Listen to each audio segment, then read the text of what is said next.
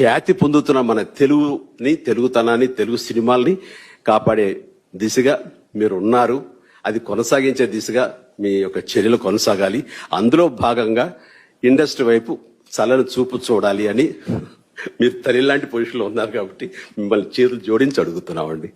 కోట్ల మంది తెలిసిన ఒక హీరోని కూడా, నా కుటుంబంలోని వ్యక్తిని కూడా చేతులు ఇలా పట్టుకొని మీరు ముఖ్యమంత్రి గారు, మీరు మాతృమూర్తి, ఈ స్థాయికి కూడా ఈ వ్యక్తి పట్టుకొచ్చాడంటే దాన్ని ఏమనుకోవాలి? ఎంత అహంకారం!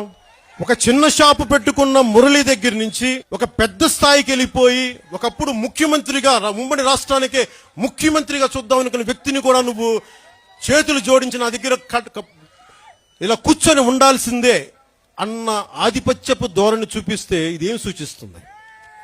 ఇలాంటి వ్యక్తులకే ఇలా ఉన్నప్పుడు సామాన్యులు, సగటు మనిషి పరిస్థితి ఏంటి? మాకు ఎవరు డబ్బులు కోరుకోరు. సగటు మనిషి ఎవడు ఇంకొక డబ్బులు కోరుకోడు.